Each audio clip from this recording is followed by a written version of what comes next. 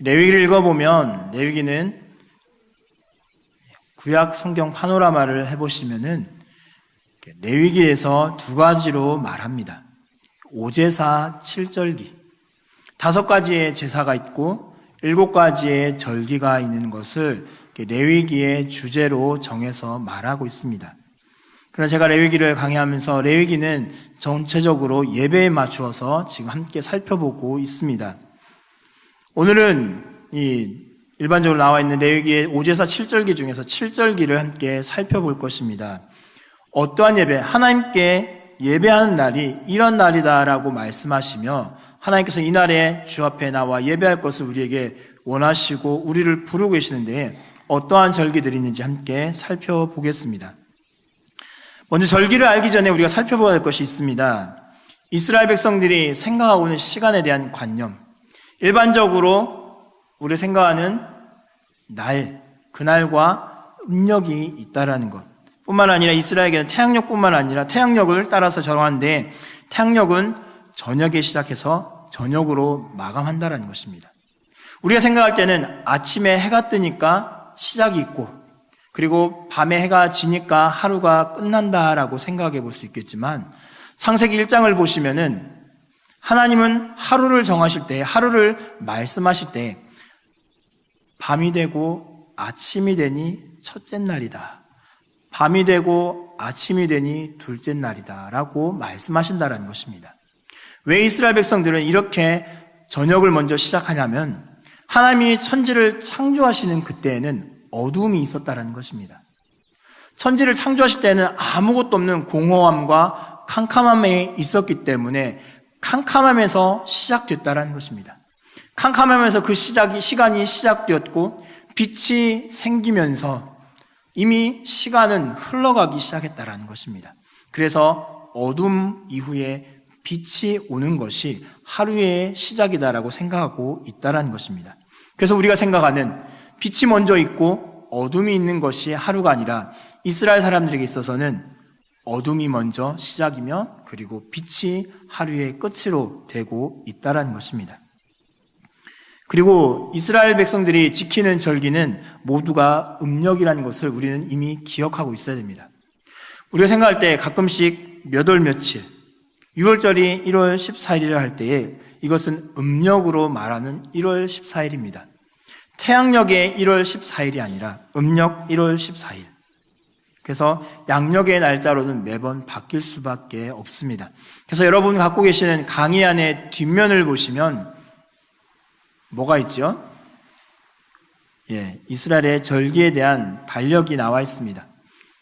큰 것은 태양력과 그리고 또 작은 것은 음력으로 되어 있고 음력으로 되어 있는 것 중에서는 어떠한 절기들이 있는지 성경에서 말하는 6월절 1월 14일이라 할 때에 그것은 어디에 해당하는지를 한번 찾아보시면 여러분 쉽게 이해하실 수 있을 것입니다. 그리고 이러한 날에 일반적으로 우리가 지키는 태양력 때에 이스라엘 백성들은 어떠한 절기를 지켰으며 어떠한 수확을 했는지를 참조해 보신다면 여러분 성경을 읽으실 때에도 잘 이해가 되실 것이며 또 이스라엘 백성들이 어떠한 행동들을 어떠한 추수를 하고 있었는지를 이렇게 보시게 된다면 성경을 읽다가 보시게 된다면 그때쯤이면은 몇 월이겠구나 라는 생각도 해보실 수 있을 것입니다. 이스라엘 백성들은 음력을 절기로서 지켰습니다. 또 7일 주기의 안식일은 태양력을 따라서 계산하고 있고 월삭을 비롯한 모든 절기들은 음력을 따라서 계산하고 있습니다. 안식일은 7일로 주기적으로 따지고 있고 월삭은 매달 1일로 찾고 있습니다. 안식일은 7년 주기며 안식년은 50년 주기로 이렇게 희년은 50년 주기로서 따라가고 있습니다. 시간의 주기를 기념한 날과 별도로 주는 주요 축제일은 농사력을 따르면서 추수기에 집중되고 있다는 것을 살펴볼 수가 있습니다. 이스라엘 내에 있는 큰 절기들을 자세히 살펴보시면 이스라엘 백성들이 수확하는 곳과 맞물려 있다는 사실들을 알 수 있습니다. 이 부분 나중에 다시 한 번 더 다루도록 하겠습니다. 레위기 다시 말씀드리면 5제사 7절기로 구성되어 있습니다. 5제사 우리가 함께 살펴보았습니다. 어떤 것이 있습니까? 번제와 소제와 화목제, 속죄제, 속건제가 있습니다. 다 살펴보았죠. 그리고 7개의 절기가 우리가 오늘 살펴볼 7절기입니다. 유월절, 무교절, 초실절, 오순절 또는 칠칠절, 나팔절, 속죄일, 초막절 이렇게 7가지의 절기들이 있습니다. 그러나 이 중에서 가장 큰 절기가 있습니다. 이스라엘에서 3대 절기라고 하면 유월절과 그리고 오순절, 칠칠절 그리고 또 그 다음에 초막절 또는 수장절이라고 부르는 이 3가지의 절기입니다. 이 절기 때에는 모든 성인 남자들은 의무적으로 하나님 앞에 나와야 합니다. 남자라고 한다면 성인 남자에 해당되는 모든 사람들은 하나님 앞에 나와서 그 얼굴을 하나님께 비추어야 하고 하나님 내가 하나님 앞에 예배합니다라고 나와야 합니다. 그러나 가족들은 의무사항이 아니라 권장사항입니다. 그래서 성전으로 헌물을 준비해서 나아가서 회집하는 것들이 많이 있었습니다. 그러다 보니 3대 절기가 되면 예루살렘은 어떻게 되겠습니까? 각지에서 모여드는 많은 사람들로 인산인해를 이루게 될 것입니다. 예루살렘에 들어가면 지나가다가 부딪히는 것이 사람일 정도로 공간보다는 부딪히는 사람들이 더 많을 정도로 이 절기 때 많은 사람들이 하나님께 나와서 예배하는 장면들을 볼 수 있을 것입니다. 첫 번째로 우리 7절기 중에서 첫 번째 우리 6월절을 먼저 살펴보겠습니다. 무교절하고 좀 나누게 되는데요. 6월절은 음력으로 1월 14일입니다. 그리고 다음 날인 1월 15일은 15일부터 한 주간, 즉 1월 15일부터 22일 동안은 무교절입니다. 출애굽을 기념하면서 그들이 1월 14일에 음력 1월 14일입니다. 음력 1월 14일에 6월절 양과 염소를 먹고 무교봉과 쓴 나무를 먹은 그 후에 일주일간 무교봉을 먹는 것이 레위기 23장 6절부터 8절에 걸쳐서 기록되어 있습니다. 무교절은 잠시 나왔지만 이 누룩이 들어가지 않은 것을 먹음으로써 그래서 이 누룩을 먹지 않았기 때문에 누룩이 없다라는 의미로서 무교절이라는 이름이 붙게 됩니다. 초실절은 어떠냐면은 무교절이 이스라엘 백성들 6월절과 무교절은 이집트에서 탈출한 날을 기념했던 그 날인 동시에 보리의 추수를 축하하는 축제일로서 초실절을 지키게 됩니다. 이 기간의 음력 1월 16일에 첫 보리 추수물을 초실절에 끼워서 드립니다. 그래서 1월 14일부터 15일 그리고 16일에는 초실절을 지키게 됩니다. 이 1월 14일부터 22일까지에 걸쳐서 3가지의 절기가 함께 겹쳐 있다는 것입니다. 14일에는 6월절, 그리고 15일부터는 무교절이 시작되고 16일에는 초실절을 지키게 되면서 이스라엘의 7개의 절기 중에서 3개의 절기가 한 날에 며칠 되지 않는 상간에 함께 지켜지게 됩니다. 뿐만 아니라 이 각 농사꾼들이 자발적으로 보리의 추수물들을 소재로 바치고 있습니다. 그것은 레위기 2장 14절에 걸쳐서 보면은 찾아볼 수가 있습니다. 그런데 이 보리의 초실절 뒤에 언급될 시칠절이 있습니다. 이것은 밀을 바치는 절기, 맥추절이라고 보는데 이것과는 초실절과 구분해야 된다는 것입니다. 유대인들은 오늘날의 초실절을 지키지 않지만 밀 추수의 초실절은 큰 명절로 지키게 됩니다.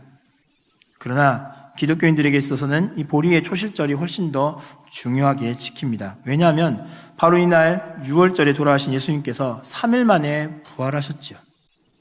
3일 만에 부활하셔서 부활의 첫 열매로 나타나시고 그리고 비유되신 날이 이 1월 16일이기 때문에 유대인들에게 있어서 맥추절, 칠칠절이 더 중요하게 지킬 수 있겠지만 그러나 우리 기독교인들에게 있어서는 초실절, 1월 16일, 6월절이 지나고 14일엔 6월절, 15일부터는 무교절을 지키고 16절에 초실절을 지키는 이 날이 예수님이 부활하셨던 날이기에 성도들에게 있어서는 기독교에 있어서는 더 중요한 날로 기억될 수밖에 없다는 것입니다.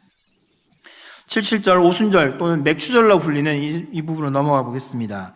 음력 1월 16일부터 7번의 일주일이 지나고 49일이 되는 날, 결국 음력으로 3월 6일이 되는 날이 이 77절을 지키는 날입니다. 50일은 1월 16일을 포함한 셈법이기 때문에 49일은 그날을 뺀 일반 셈법으로 지키고 있습니다. 오순절이라는 단어는 구약에서는 나오지 않습니다. 그러나 신약에서는 나오고 있죠. 성령님께서 강림하시는 그날을 기념해서 오순절날이라고 말씀하고 있습니다. 그리고 3월 6일은 음력 3월 6일은 밀추수가 시작되는 날입니다.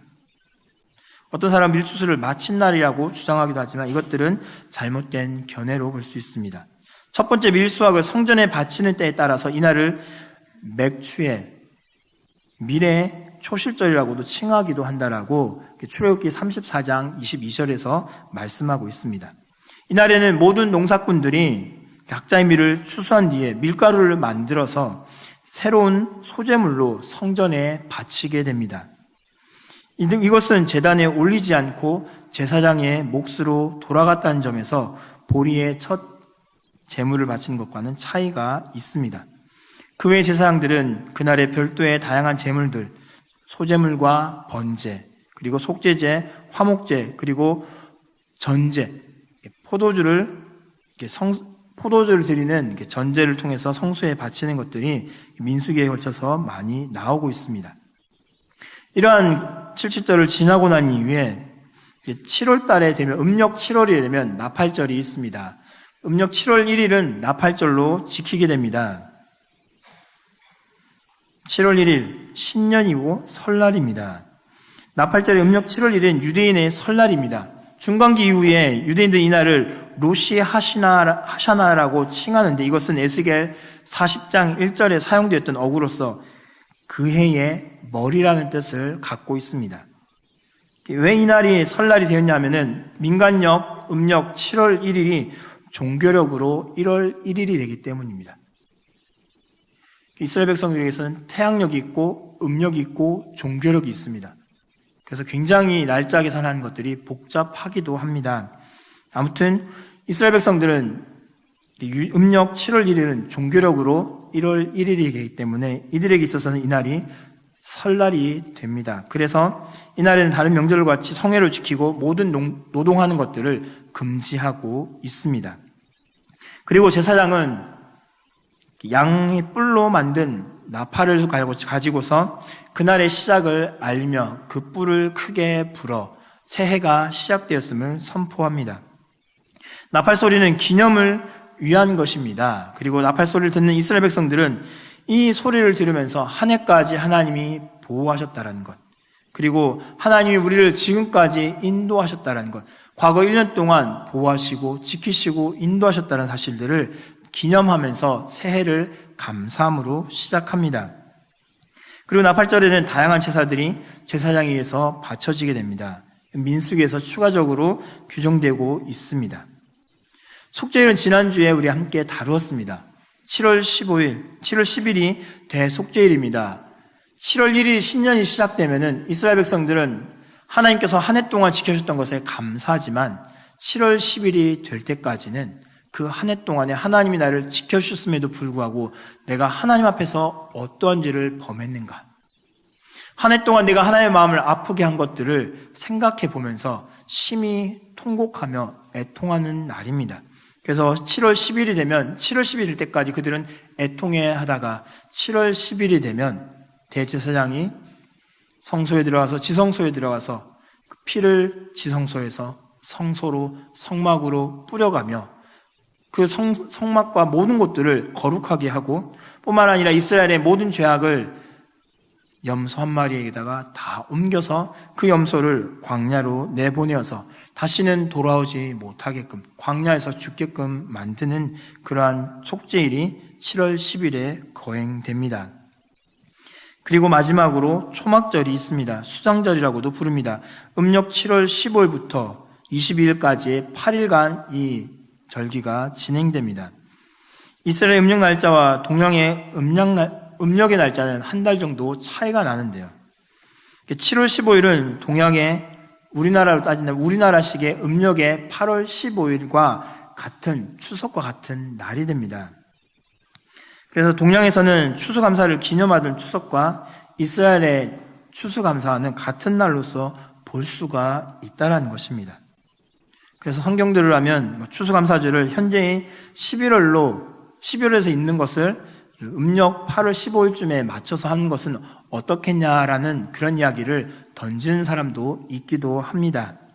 아무튼 이스라엘 백성들은 음력 7월 15일을 15일부터 해서 초막절로 지키며 이날을 모든 것들을 수확하면서 하나님께 우리에게 많은 것을 주신 그 하나님께 감사하며 제사를 드립니다. 뿐만 아니라 이스라엘 백성들이 이 기간 동안에 거주할 초막들을 만듭니다. 나뭇가지로 만들어서 그곳에서 지냅니다.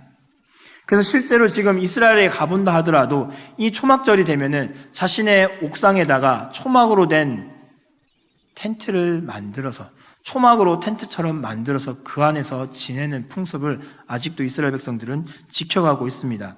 과거에 고달팠고 어려웠던 시절을 기념하면서 광야에서 자신의 선조들이 어떠한 생활을 했는지를 회상하기 위해서 이 일들을 합니다.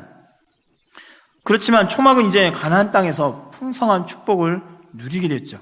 하나님의 은혜로 말미암아 그 풍성한 은혜를 누리게 되었기 때문에 그 은혜를 기억하기 위한 목적으로 이 초막절을 지키게 됩니다. 그래서 이스라엘 백성들이 짓는 초막은 앙상한 나뭇가지로 짓는 것이 아니라 풍성한 나뭇가지로 짓는다는 것입니다.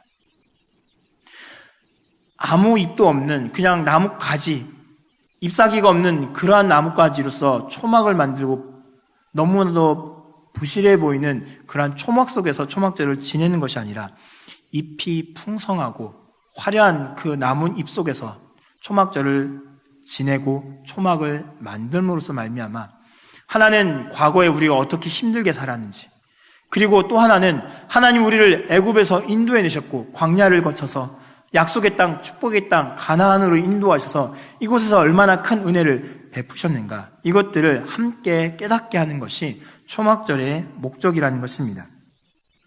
그래서 이날을 가을 추수물인 과일들과 함께 수확하여 저장하기 때문에 수장절이라고도 부르기도 한다는 것입니다.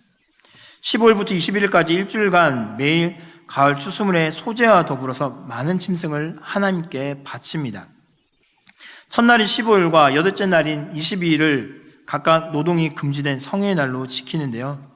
초막절을 바치는 번제, 소제, 희생물, 그리고 희생제, 그리고 전제를 붓는 음식 등을 해서 이를 하나님께 바치며, 또한 백성들은 자발적으로 다양한 헌물들을 하나님께 바치며 하나님께 개인적인 화목제물들을 가지고 나와서 하나님께 드리고 있습니다.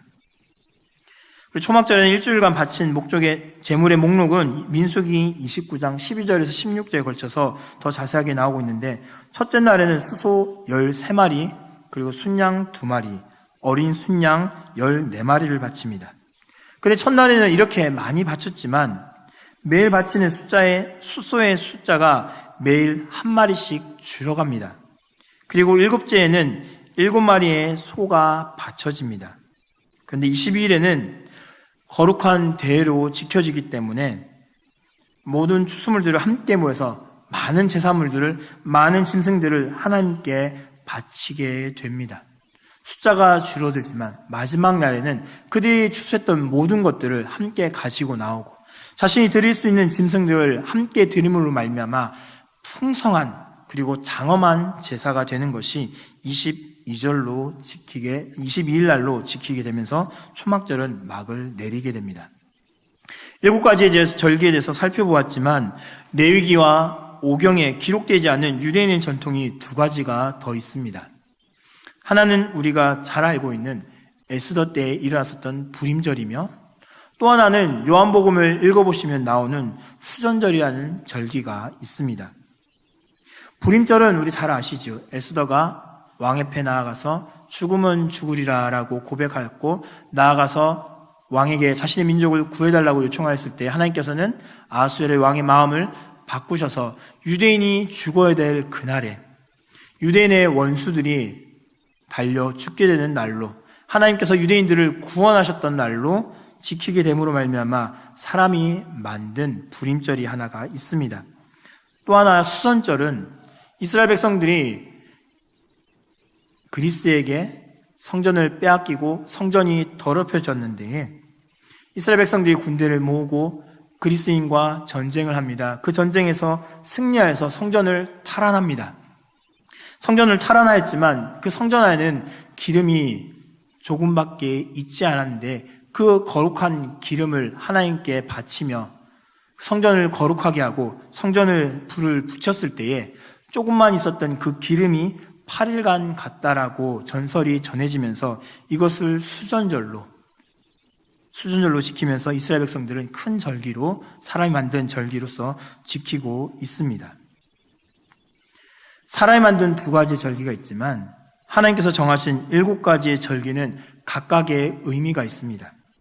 유월절은 하나님의 구원에 대한 계획 그리고 새로운 피조물들이 새로운 출발이 있는 것이 유월절이며 무교절은 하나님께서 우리 성도들에게 거룩한 삶을 살 것을 요구하시는 누룩을 제거함으로써 거룩한 삶을 살아갈 것을 요구하시는 날입니다. 그리고 초실절을 통해서는 첫 열매, 보리의 첫 수확을 드림으로써 예수님께서 부활하셨던 그날 우리 또한 부활하게 될 것을 그 부활에 대한 보증과 확신을 우리에게 주신 날로 지키고 있으며 오순절에 대해서는 성령 하나님께서 임하시는 날로서 우리는 알고 지키고 있습니다.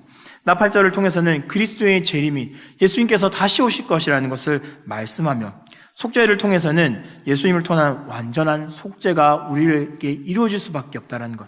매년마다 짐승을 드리지만 이것으로서는 우리를 거룩하게 할 수 없다는 사실을 깨닫게 되면서 예수 그리스도가 필요하다는 것들을 절실하게 느끼게 됩니다.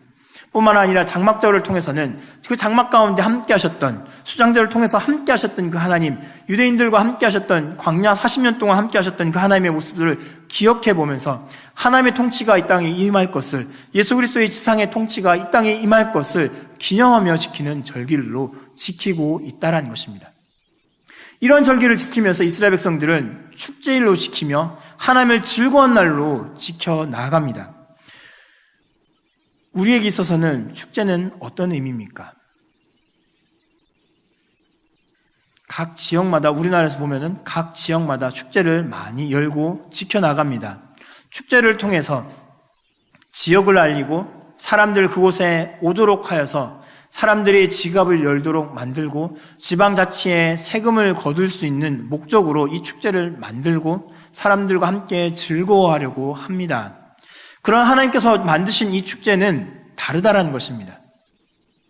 세금을 걷어들이기 위해서 하나님의 성전에 돈이 부족하니까 세금을 걷어들이기 위해서 축제를 만들고 축제를 만들어서 매년마다 성인들이 하나님 전에 나와서 돈을 내라라는 그런 의미로서 하나님께서 부르셨다는 것이 아니라는 것입니다. 각자의 그 절기 때마다 큰 의미를 두고 계시다라는 것입니다. 하나님이 우리를 얼마나 사랑하시는지, 하나님이 우리를 어떻게 구속하셨으며 우리에게 부활의 의미가 어떤 것인지를 깨닫게 하시고 우리에게 죄악을 아무리 씻어내도 이 죄악을 완벽하게 씻어낼 수 없기에 예수 그리스도가 완전한 분이 오셔서 우리의 죄악들을 완전하게 씻어주셔야 될 그 필요성을 우리로 하여금 깨닫게 만드시며 그리고 하나님이 과거에 함께 하셨듯이 곧 우리와 함께 하시고 하나님의 통치가 이 땅 가운데서 영원히 있을 것을 선포하며 기념하는 날이 여호와의 절기들이라는 것입니다. 막연하게 하나님의 성전에 돈이 부족해서 짐승을 갖다 바쳐라, 헌금을 내라라고 하나님이 요구하시는 그러한 축제, 하나님의 성일이 아니라는 것입니다. 이스라엘 백성들을 하나님이 얼마나 사랑하시는지, 그리고 너희를 향한 나의 계획이 어떤 것들이 있는지를 하나님은 절기를 통해서 한 번씩 보여주시고 곧 이 절기들을 통해서 내가 메시아를 보내겠다, 메시아를 통해서 내가 너희와 함께 하겠으며 너희를 사랑하는 것을 내가 보여주겠다라고 말씀하신 그날들이 바로 여호와의 절기들이며 7개의 절기들에 해당한다라는 것입니다. 그 절기들을 통해서 우리는 하나님 우리를 얼마나 사랑하고 계시며 하나님 우리를 얼마나 만나기를 간절히 원하고 계신다는 것을 보아야 한다는 것입니다. 절기 때 사람들이 일을 멈추고 나옵니다.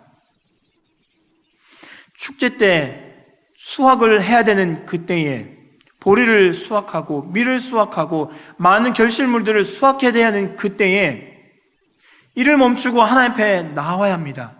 누가 이 수확물들을 거둡니까? 거두어야 되는 때에 이것들을 놔두고 어떻게 하나님께 나올 수 있습니까?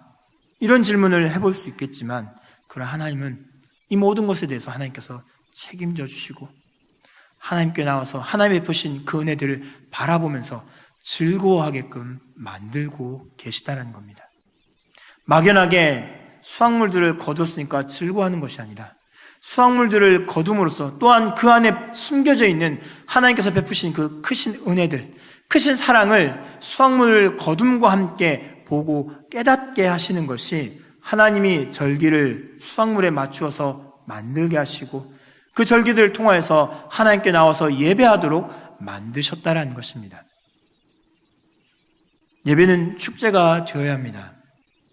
예배는 고통스러운 날이 아니라 하나님께서 우리에게 어떤 은혜를 베푸셨는지 그것을 확인하는 날이기 때문에 하나님께서 우리에게 베푸신 그 은혜들이 얼마나 큰지를 만나고 체험하는 날이기 때문에 예배는 축제가 되어야 합니다. 그러나 예배의 자리가 불편한 자리가 된다면 그것은 우리에게 있어서, 아니 하나님께 나아간 자리에 있어서 올바른 모습이 아니라는 것을 기억하시기 바랍니다.